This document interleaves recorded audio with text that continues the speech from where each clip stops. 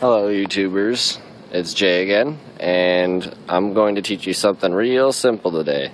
We're going to do an oil change on my town car.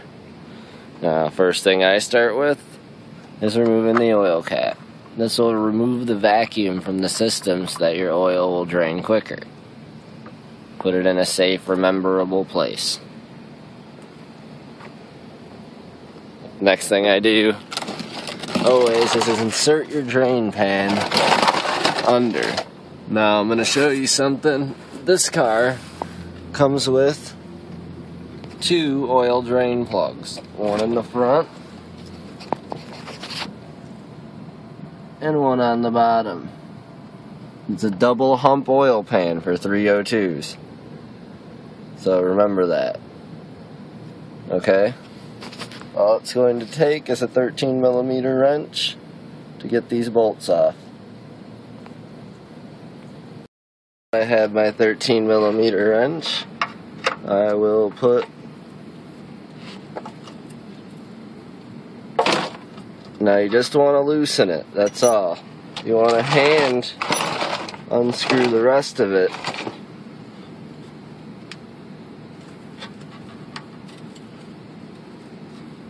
So that you can pull in on it while you're turning. This one's not quite being cooperative, so I'll give it a few more twists. Alright, now we're actually getting a stream. Well, for some reason or another, this thing just doesn't want to come loose for me. While you're doing this, try to get your arm out of the way and push in while you're screwing out, so that when it's all the way unscrewed, it doesn't just come flying out at you.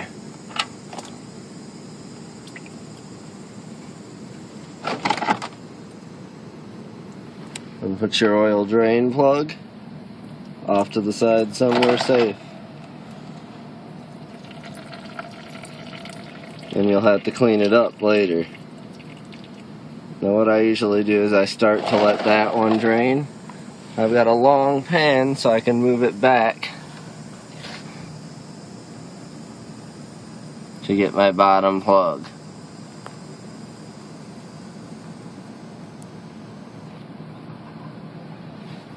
And we need our 13mm wrench again. This one, more importantly than the other one, you have to make sure. Sometimes these will be on here pretty tight, but I put these on here myself.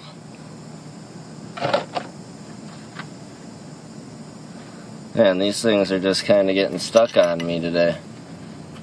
But I'm doing this to show you the types of miscalculations that may be made during things like this. For some reason, it feels like it's about to come out, and then it just kind of screws me over. There it goes. So like I said, make sure you're pushing up while unscrewing. So you want to know when all that's going to come out. And I prefer to do this after you've been driving the car, after it's been warm. Because as you can see, next I'm going to spray everything down with brake cleaner, because I have a valve cover leak and it's pretty dirty. I'm just going to spray it off with brake cleaner. You don't have to wipe it with a rag, it'll all just drain off. But I will take a rag to it afterwards. And also over where the other plug goes.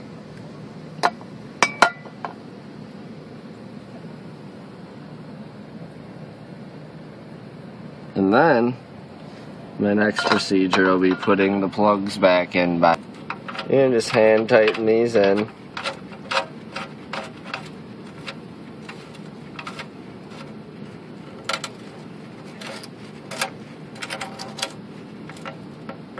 Now the reason I cleaned all the surfaces with brake cleaner is because that'll help from dirt getting in between here and making it leak. And you don't have to kill this when you tighten it down. Just get it hand tight, give it a and it's tight. And then repeat the process with that one down there. Alright viewers, so the next thing you need to look for is your oil filter. And mine is right here. Now sometimes, depending on how tight you put these in, you can unscrew it with your hand. Just like I'm going to be able to get this one. If you don't have that luxury, I'll show you something. This tool. It's an auto adapter. Sometimes you can't get it up in there very well, depending on where it's at, but you just put it on the end and just turn. Either way. Actually, it would be this way. You can put it on the end, turn, and it would come off. But this one's going to come off with my hands. So what I'm going to do is grab my pan, put it under where that filter's going to be at, and start taking it off. Now it's full of oil, so it's going to kind of make a mess. So you need to definitely watch out for what you're doing.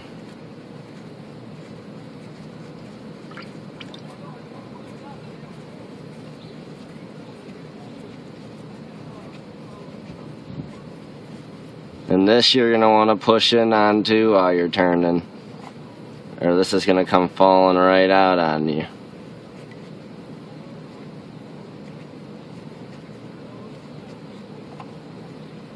It's got these should have about a quart of oil in it, so and then try to tip it upwards when you pull it out, like this. As long as you lower it down like that, you won't get it spilling all over the place. And to drain it, they have these oil pans with the special oil filter drainer area.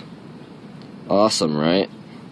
So anyway, the next thing you're gonna do is make sure the area, oh, that's a bad view, but right there is where you're going to be attaching to with your oil filter. Make sure the rubber piece, I'll show you that, on the inside of that filter, I don't know if you can see that rubber piece, make sure that that didn't come off on that, or when you go to put the new one on, that's not going to go on right, and it's going to leak and maybe burst open, and then you're going to realize you're going to lose all your oil and maybe blow up your engine.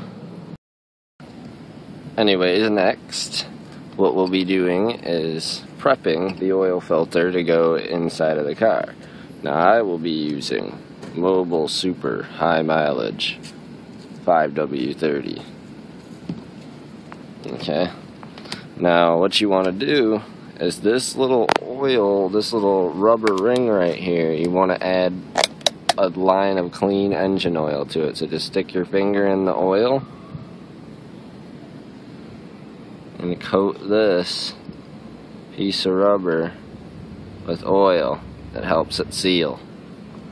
Also, to prevent dry starting, you want to fill this partially with oil. Don't fill it all the way up or it'll be hell to get it back in. But put some oil in there. And the next thing is quite obvious. You just crawl back up under the vehicle. And I'm actually going to show you, seeing the endeavors that I have to deal with under here. Oh, and I just stuck my face in a pile of grease, but anyways.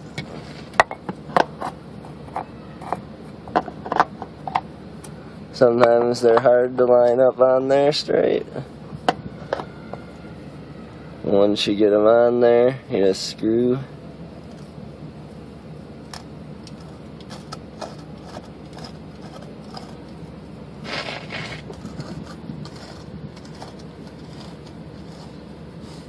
And screw it down as much as you can, hand tight.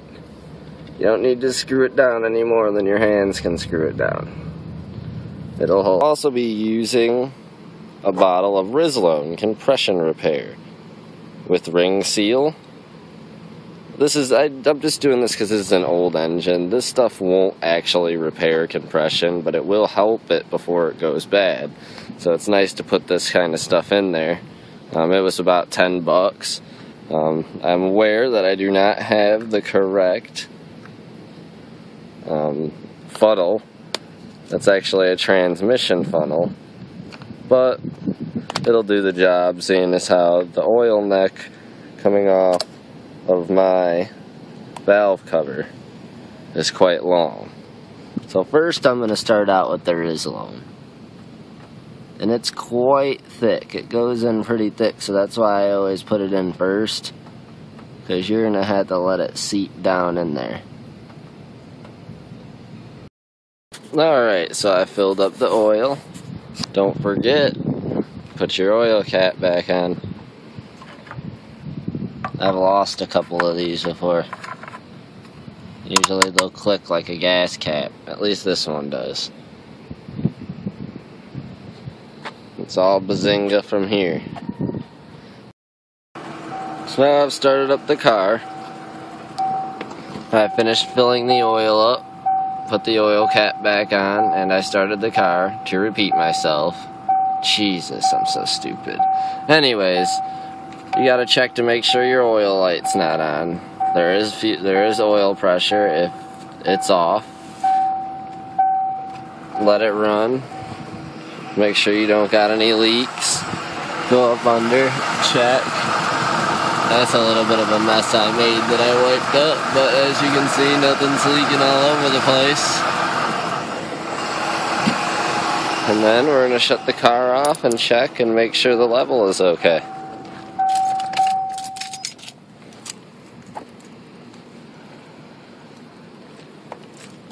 Oil dipstick right there.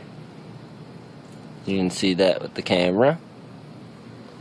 We first need to grab a rag that I left on the other side of the engine bay.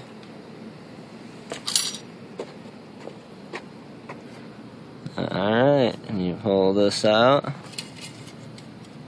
Now what I'm going to do is I'm going to leave the rag up here and wipe this off one-handed. Take the oil dipstick, turn it over. Wipe. Wipe. And then stick it back down in that hole.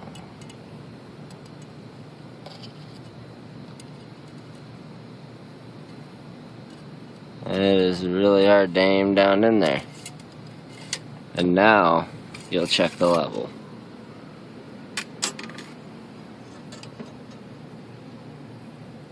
As you can see, it's going to be slimy all over, but where it's thick, you can tell, is right in the hatched area. And the hatched area is normal in the middle. It's normal. Mine's a little bit above that, but I don't mind at all. So reinsert your oil dipstick. And you're done. That's changing oil the correct way. Please rate and subscribe. Have a good one.